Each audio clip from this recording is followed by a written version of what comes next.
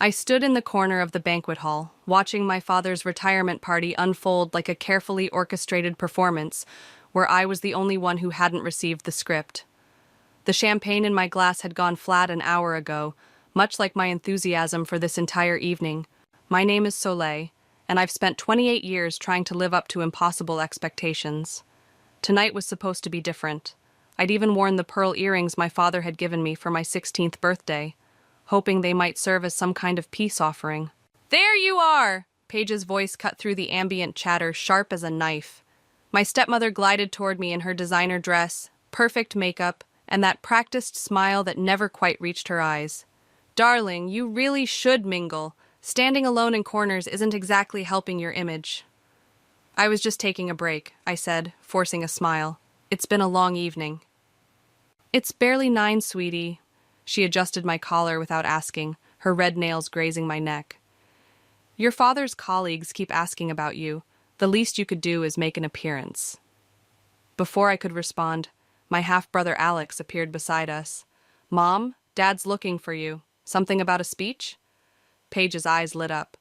"Oh, of course. Fletcher always needs my help with these things." She hurried away, leaving behind a cloud of expensive perfume. Alex squeezed my shoulder. "You okay?" "I'm fine," I lied, just wondering how much longer I need to stay to maintain the facade of the perfect family. "Soleil." He started, but was interrupted by the clinking of glass. My father stood at the center of the room, arm around Paige, looking every bit the successful businessman about to embark on his well-earned retirement. "I want to thank everyone for coming tonight," he began, his voice carrying across the room. 40 years at Phillips & Associates, and I couldn't have done it without the support of my beautiful wife, Paige. I took another sip of flat champagne, trying to ignore the familiar ache in my chest. No mention of Mom, of course. No mention of how she'd raised me alone for years while he built his empire. As the crowd dispersed after the speech, I made my way to the restroom, needing a moment alone. But as I approached, I heard voices around the corner. "Just like her mother," Paige was saying to someone. "Fletcher tried his best, but you can't fix what's fundamentally broken." The girl's been nothing but a disappointment since day one. I froze, my hand gripping the wall for support. "That seems harsh," another voice responded. I recognized it as my Aunt Carol's. "Soleil seems to be doing well for herself." "Please," Paige scoffed. "She's 28, single, and still trying to make it as a writer. If it weren't for Fletcher's monthly checks, she'd be living in a cardboard box." My face burned. Those monthly checks were my inheritance from my grandmother, which my father managed.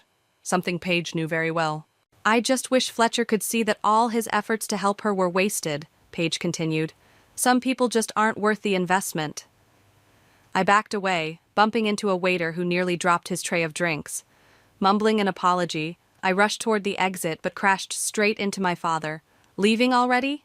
He frowned, straightening his tie. "The party's barely started." "I'm not feeling well," I managed to say.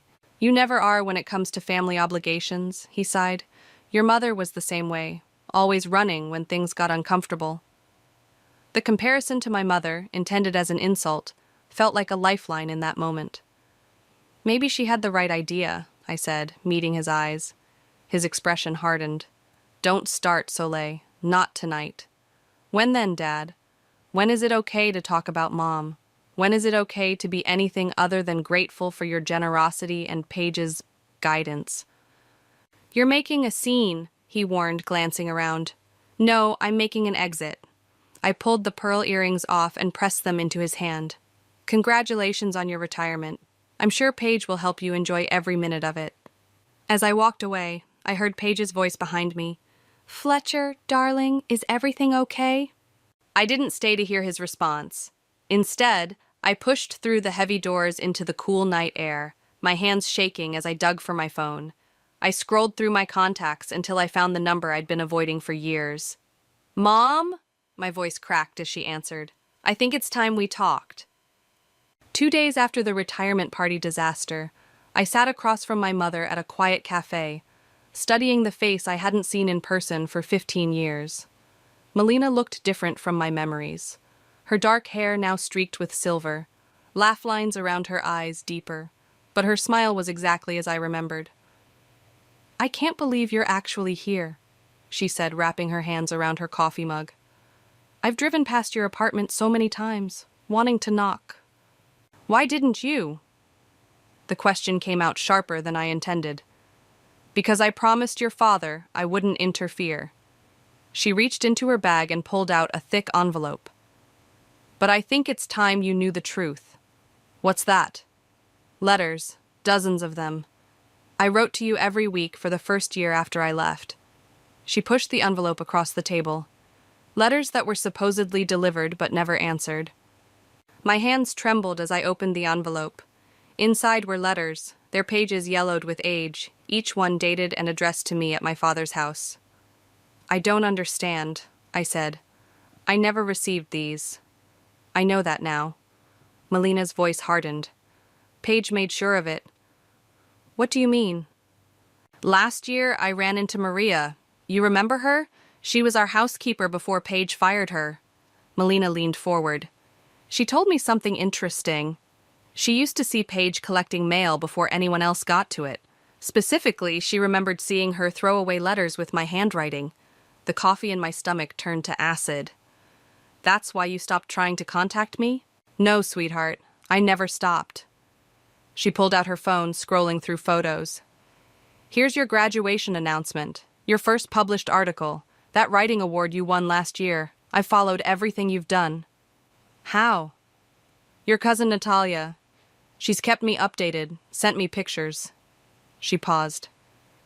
I know I should have tried harder to reach you directly, but Paige had convinced your father that I was unstable, that contact with me would be harmful to you. Dad believed her? I whispered, though I already knew the answer. Of course he had. He'd believed everything Paige ever said about me, about Mom, about anyone who threatened her perfect family narrative. Paige is very good at what she does, Melina said carefully. She started planting seeds of doubt long before I left, suggesting I was depressed, unstable, potentially dangerous. When I finally confronted her about it, she gave me an ultimatum. What kind of ultimatum? Leave voluntarily, or she'd make sure I lost custody completely. She had evidence, fabricated of course, of my unstable behavior, witnesses willing to testify. Your father's money behind her. Melina's eyes filled with tears. I thought if I left quietly, I could fight it from outside, prove myself stable and responsible. I never imagined she'd manage to cut off all contact. My phone buzzed, a text from Alex. Where are you? Dad's freaking out about the earrings thing. I ignored it. Why are you telling me this now? Because you're ready to hear it, and because I have proof. She pulled out another envelope, this one containing what looked like legal documents. Your Uncle Sylvester, he's a lawyer now, he helped me gather evidence. Bank records showing payments to false witnesses. Emails between Paige and her friends coordinating their stories. Even a confession from one of them who felt guilty after all these years. I stared at the documents, my vision blurring. All this time, all these years of thinking you abandoned me. I know, baby, I'm so sorry. She reached across the table, taking my hand. I should have fought harder. No, I said, squeezing her hand. You did fight. Paige just made sure we never knew about it. My phone buzzed again. This time it was Paige. Your father is very disappointed in your behavior. Call him immediately. A cold clarity settled over me. Mom, I need your help with something. Anything. These letters, the evidence, would you be willing to share them? All of it? She studied my face. What are you thinking? I'm thinking it's time everyone knew the truth about Paige. Not just what she did to you, but everything. The manipulation, the lies, all of it. I straightened in my chair. But I need to be smart about it. Strategic. You sound like your uncle, she smiled. He always says timing is everything in cases like this. Then let's talk to him. I stood up, gathering the letters and documents. I'm done letting Paige write our family's story. As we left the cafe, my phone buzzed one final time. A message from Natalia. Heard you finally met with Aunt Melina. Ready to raise some hell, cousin? For the first time in days, I smiled. Hell wasn't just about to be raised, it was about to be orchestrated. Uncle Sylvester's office smelled like leather and coffee, and the wall of law books behind his desk made the perfect backdrop for our impromptu war council. Natalia perched on the edge of his desk, while Mom and I sat in the visitors' chairs, spreading out our evidence. "This is quite the collection," Sylvester said, adjusting his reading glasses. Bank statements, emails, witness statements. Paige wasn't as careful as she thought. "People like her never are," Natalia chimed in. "They get cocky. I picked up one of Mom's old letters. It's paper thin with age. I want to confront Dad with this. Today." "Whoa, slow down," Sylvester held up his hand. "Timing is crucial here. Your father's been under Paige's influence for decades. If we don't handle this right, he'll dismiss everything as a fabrication." The door opened, and Alex stepped in, making everyone jump. "Sorry I'm late," he said, closing the door behind him. "Had to make sure Mom didn't follow me." "Alex?" I stood up. "What are you doing here?" "Natalia called me." He shrugged, looking uncomfortable in his suit and tie. "Said it was time to pick a side." Natalia grinned. "Told you he wasn't as blind as he pretends to be." Alex walked over to the desk, picking up one of the documents. "I've suspected something was off for years. The way Paige, always controlled the narrative. The way she'd intercept mail and screen calls." He looked at me. "Remember when your college acceptance letters mysteriously got lost in the mail? That was her. Found them in her desk drawer while looking for stamps." He sat down heavily. "I should have told you then, but she's your mother," I finished. "I get it. She's also a manipulative liar who destroyed my sister's relationship with her mother," he said firmly. "That matters more." Sylvester cleared his throat. "Alex's involvement changes things. We now have an inside perspective that could be crucial." "More than that," Alex added. "I have access to her computer. She's not as tech-savvy as she thinks. Found some interesting emails between her and her friend Sandra about their story alignment regarding Melina's departure." Mom's hands trembled as she reached for her coffee. "Sandra was one of the witnesses who claimed I was unstable." "Got those emails right here." Alex pulled out a USB drive, along with some interesting financial records I found while helping Dad with tax preparation. Sylvester plugged in the drive, scanning the contents. "This is excellent, but we still need to be strategic about the reveal." "Dad's hosting a family dinner next weekend," Alex said. "Celebrating his first week of retirement. Everyone will be there." Natalia's eyes lit up. "Perfect timing. Public enough to prevent a cover-up, private enough to maintain dignity." "I don't care about dignity," I snapped. "I care about justice." "Justice without strategy is just revenge," Sylvester said quietly, "and revenge has a way of backfiring." My phone buzzed. Another message from Paige. "Family dinner next Saturday. Wear something appropriate. We need to discuss your recent behavior." "She's planning something too," I said, showing them the message. "She won't let the retirement party incident go unanswered." "Then we'll be ready," Mom said, her voice stronger than I'd heard it all day. "All of us." "I should head back." Alex stood up. "Dad's expecting me for lunch. But first—" He pulled out his phone, scrolling through photos until he found what he wanted. "Remember that antique box Paige keeps in her closet? The one no one's allowed to touch?" We gathered around his phone. The photo showed a collection of letters, cards, and what looked like birthday checks, all addressed to me. "There's more." He swiped to another photo. "College fund statements. Looks like Grandma left you way more than what Dad's been giving you monthly." The room went silent. Even Natalia looked shocked. "That's theft," Sylvester said finally. "Clear and documented theft." I gripped the edge of the desk, my knuckles white. All these years of her calling me a financial burden. "While she was literally stealing your inheritance," Natalia finished. "That's going to play really well at dinner." Alex headed for the door, pausing with his hand on the knob. "Sis? For what it's worth, I'm sorry it took me so long to step up." "You're here now," I said. "That's what matters." After he left, Sylvester began organizing the documents into folders. 1 week to prepare. We'll need every minute. What do we do first? I asked. First, he smiled grimly, we make copies. Lots of copies. Then we plan exactly how this story is going to unfold. I looked at the evidence spread across his desk. Years of lies and manipulation reduced to paper and pixels. Paige always said I was just like my mother. You are, Natalia grinned. You're both fighters, and this time you're fighting back together. The day before the family dinner, I met Dad for coffee at his request.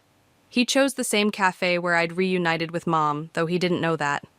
He was already there when I arrived, looking oddly diminished without his usual business suit.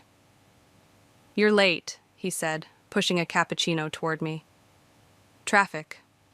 I sat down, noting the dark circles under his eyes.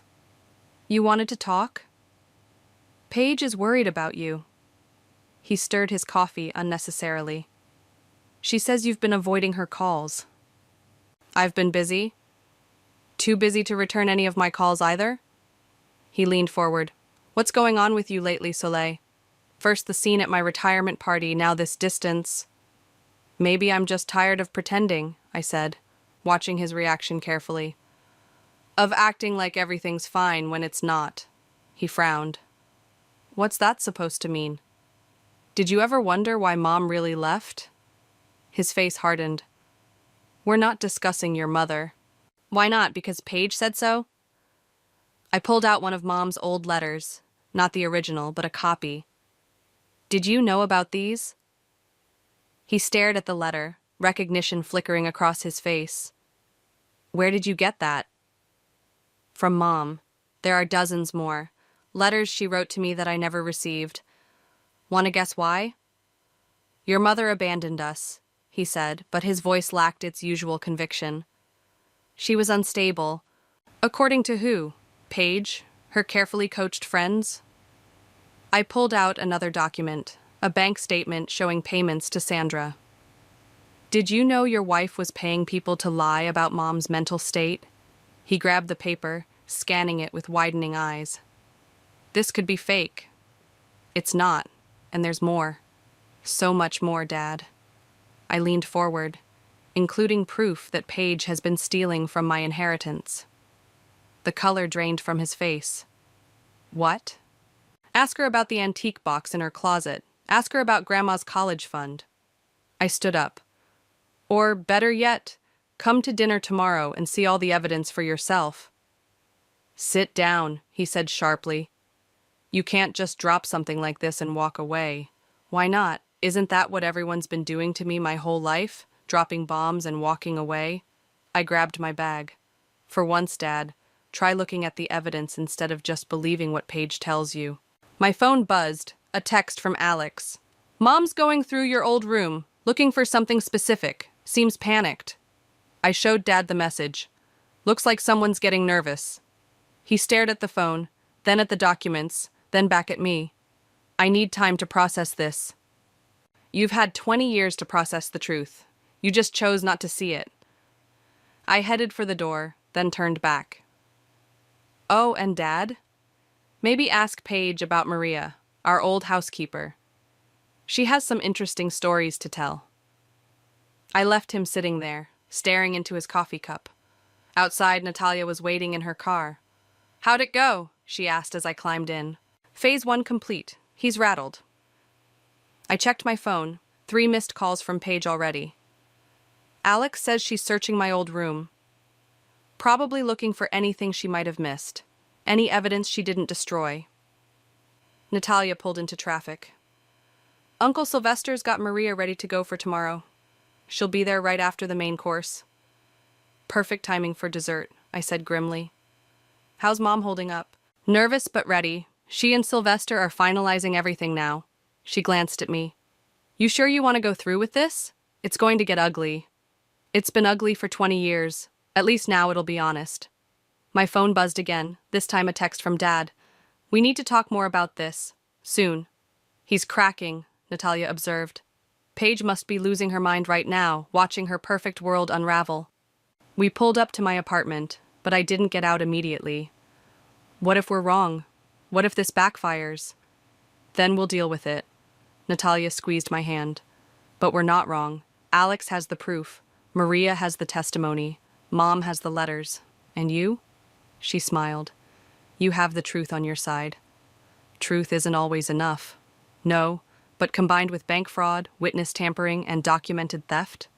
She raised an eyebrow. That's more than enough. My phone lit up with another text, this one from Alex. Found something interesting in Mom's shredder. Bringing it tomorrow. Get ready. Looks like the universe is on our side, Natalia said. Get some rest. Tomorrow's going to be one hell of a family dinner. I stepped out of the car, clutching my bag of evidence.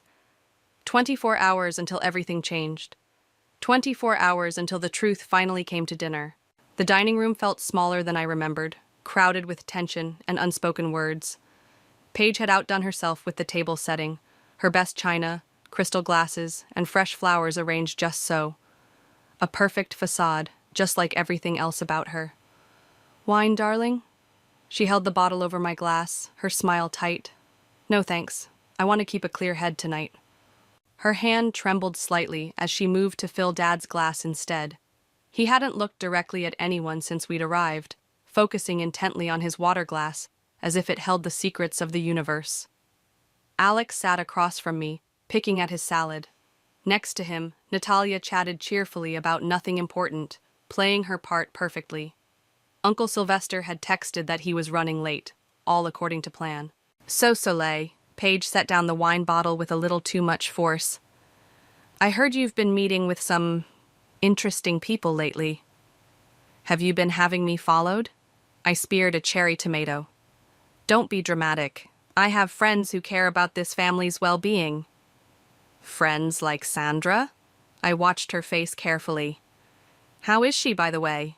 Still doing well after those generous deposits you made to her account 20 years ago? The clatter of Dad's fork against his plate echoed through the room. I don't know what you're talking about, Paige said smoothly, but her knuckles were white around her napkin. Really? That's interesting because... The doorbell rang. I'll get it. Alex jumped up before Paige could move. Moments later, Maria walked in, followed by Uncle Sylvester. Our former housekeeper looked exactly as I remembered, short, sturdy, with kind eyes that had seen too much. What is she doing here? Paige stood up so quickly her chair scraped against the floor. Maria, Dad said softly, finally looking up. It's been a long time. Too long, Mr. Phillips. Maria clutched her handbag. I have something to say. This is a private family dinner, Paige snapped. You need to leave. Actually, Sylvester stepped forward, Maria is here as a witness. She has some very interesting things to share about her time working in this house. Witness? Paige laughed, but it sounded hollow. This is ridiculous. Fletcher, do something. Dad didn't move. Let her speak. Maria took a deep breath. I saw you, Mrs. Phillips, every morning for years, going through the mail before anyone else woke up, taking letters addressed to Soleil, burning them in the garden. That's absurd, Paige sputtered. Fletcher, you can't believe... I kept one, Maria continued, opening her bag. Just one, because the envelope was so pretty, with pressed flowers drawn on it. I felt guilty for years about not giving it to Soleil, but I was afraid of losing my job. She pulled out a faded envelope. It's a birthday card from her mother. The room went silent. Dad reached for the envelope with shaking hands. While we're sharing, Alex stood up, pulling papers from his jacket. I found these in the shredder last night. Didn't have time to piece them all together, but the bank letterhead is pretty clear. Something about a trust fund? You went through my private papers? Paige's voice rose an octave. Like you went through my room yesterday? I countered. Looking for evidence you might have missed? I don't have to listen to this. Paige pushed back from the table. Fletcher, we're leaving. Sit down, Paige. Dad's voice was quiet, but firm. I want to hear the rest. The rest? She laughed hysterically. There is no rest. This is obviously a coordinated attack on me, on our family. Our family? I stood up slowly. You mean the family you created by destroying mine? By paying people to lie about my mother? By stealing my inheritance? Everything I did was for this family. No, a new voice said from the doorway. Everything you did was for yourself. Mom stood there, looking elegant and composed, with more documents in her hands. Paige's face went from red to white. "You can't be here. The restraining order expired 15 years ago," Sylvester cut in, "and was based on false testimony anyway, as Sandra recently admitted in a sworn statement." Sandra would never. "She did," I interrupted. "Turns out guilt catches up with people eventually, just like karma." "Fletcher!" Paige turned to my father, her voice desperate. "You can't believe these lies. After everything we've built." "Built on what, Paige?" He finally met her eyes. "On manipulation? Theft? Destroying evidence?" He held up the birthday card from Mom. "On keeping a child from her mother?" The perfect facade finally cracked. Paige's face contorted with rage as she grabbed her wine glass and hurled it against the wall, red liquid streaming down the expensive wallpaper like blood. "You want the truth?" she screamed. "Fine. Let's tell the truth. All of it." Alex caught my eye and nodded slightly. Everything was falling into place, exactly as planned. The real show was about to begin. "The truth?" Paige paced the dining room like a caged animal. "The truth is, I saved this family. Your precious Melina was weak, pathetic, always crying about her art and her dreams, while Fletcher worked himself to death." "That's not true." Mom stepped fully into the room. "I supported Fletcher's career. I raised our daughter while he built his business." "You were holding him back." Paige whirled around. "I saw his potential. I knew what he could become with the right guidance." "You mean with the right manipulation?" I said. "Tell them about Sandra, Paige. Tell them how you orchestrated the whole thing." She laughed, high and brittle. "Sandra was easy. They were all easy. A few $1,000s here, a promised promotion there. People will say anything if you make it worth their while." Dad's face had gone ashen. "You paid people to lie about Melina's mental state?" "I created a narrative that would hold up in court," Paige snapped. "One that would let you focus on your career without her emotional baggage dragging you down." "And the letters?" I pressed. "The inheritance? You want to talk about money?" She stormed over to the sideboard, yanking open a drawer. "Fine. Here are your precious trust fund statements. Yes, I redirected some of it. Someone had to manage your grandmother's ridiculous generosity." Alex picked up one of the statements. "Mom, this is fraud." "It's family financial management." She turned to Dad. "Everything I did, every single thing, was to protect what we built. This house, your career, our reputation, I crafted it all."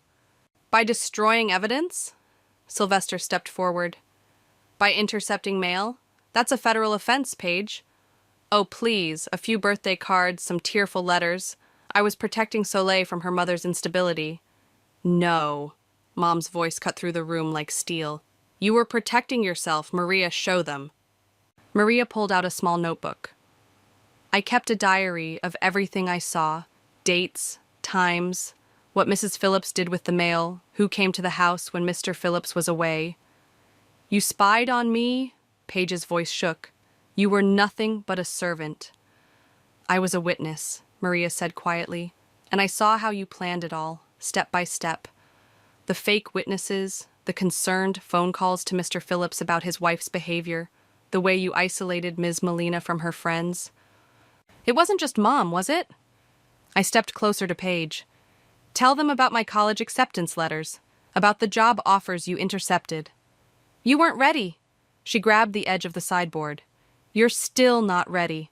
Just like your mother, always wanting more than you deserve." "Deserve?" Dad stood up slowly. "What my daughter deserves is her inheritance. What she deserved was a relationship with her mother. What she deserved was the truth." "The truth?" Paige laughed again, but tears were streaming down her face now. "The truth is I made you successful. I made this family what it is, without me." "Without you," Alex interrupted. "We might have been an actual family instead of this performance." "You ungrateful—" She lunged for the documents in his hands, but Sylvester stepped between them. "I wouldn't," he said calmly. "These are copies anyway. The originals are safe with my office, along with Sandra's sworn statement, Maria's diary entries, and evidence of your financial fraud. You can't prove anything. Actually, Alex pulled out his phone. We can. I recorded everything you just said about paying witnesses, redirecting funds, destroying mail. That's quite a confession, Mom. The fight seemed to drain out of her all at once. She sank into a chair, mascara running down her cheeks. Fletcher, please. Everything I did was for us. Dad walked over to Mom, taking her hand. No, Paige. Everything you did was for yourself. And now you're going to face the consequences. What are you going to do? She looked around wildly. Turn me in? Destroy our family's reputation? The reputation you built on lies? I picked up one of Mom's old letters. I think the truth will be refreshing. You'll regret this, she hissed. All of you. The only regret, Dad said quietly, is that I didn't see through you sooner. He turned to Sylvester. What do we do now? Now, my uncle smiled grimly. We take all of this to the authorities. Mail fraud, witness tampering, financial theft. The police will be very interested. Paige stood up shakily. I want my lawyer. Good idea, Sylvester nodded. You're going to need one. As if on cue, the doorbell rang again. This time, when Alex opened it, 2 police officers stepped into the foyer. Perfect timing, Natalia murmured, pulling out her phone to record what happened next. I watched as Paige's carefully constructed world crumbled around her, piece by perfect piece. The truth, as they say, will set you free.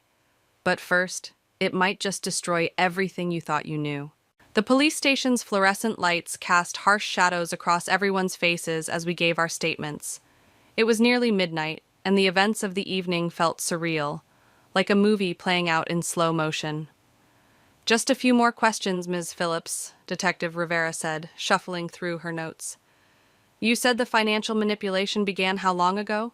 At least 20 years, I replied, watching through the window as Paige sat in another room, her lawyer whispering urgently in her ear. But we only discovered the full extent recently. And the witness tampering? That started even earlier. Mom's voice was steady beside me. Sandra's statement confirms it all. The detective nodded, making more notes. The postal inspector will want to speak with you both tomorrow about the mail interference. That's a serious federal offense. Dad paced behind us, looking older than I'd ever seen him. I should have known. All those years I should have seen what was happening. She was very good at what she did, Alex said from his corner. He hadn't stopped watching Paige through the window. She had everyone fooled. Detective Rivera closed her notebook. Based on the evidence you've provided and Mrs. Black's partial confession at the house, we'll be holding her overnight. The fraud division will take over in the morning. What happens then? I asked. Given the extent of the crimes and the documentation you have, she's looking at serious charges. Mail fraud alone carries up to 20 years. A commotion erupted in the other room. Paige had stood up, shoving away her lawyer's restraining hand. I want to talk to them. Her voice carried through the glass. Fletcher, Soleil. Mrs. Black, I strongly advise against, her lawyer started. I don't care, she banged on the window.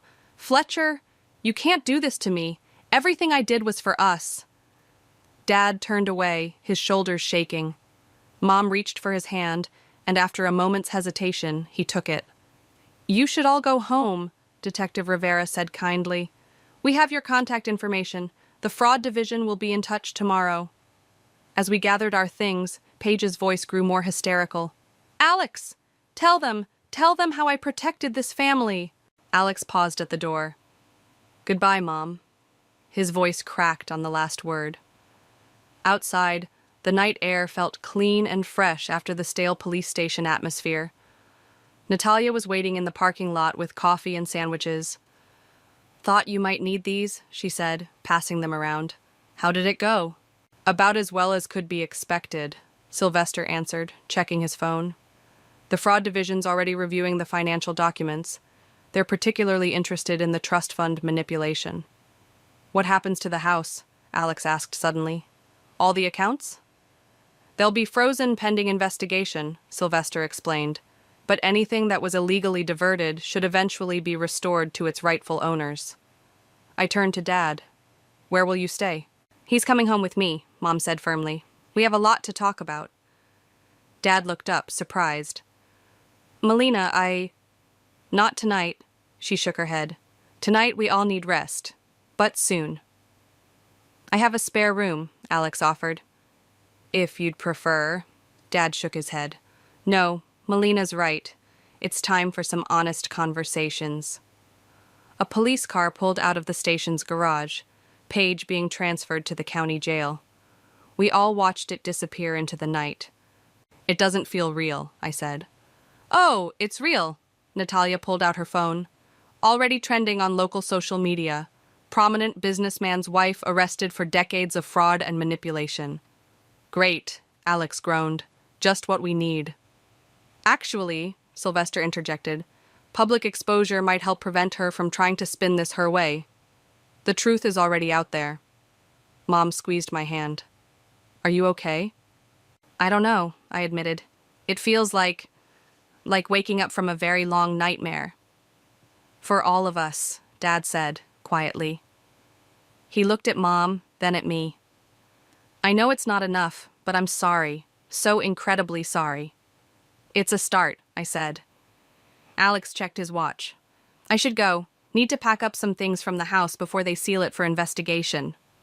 I'll help, Natalia offered. One by one, everyone departed until only Mom, Dad, and I remained in the parking lot. The three of us stood there, an awkward triangle of hurt and hope and possibility.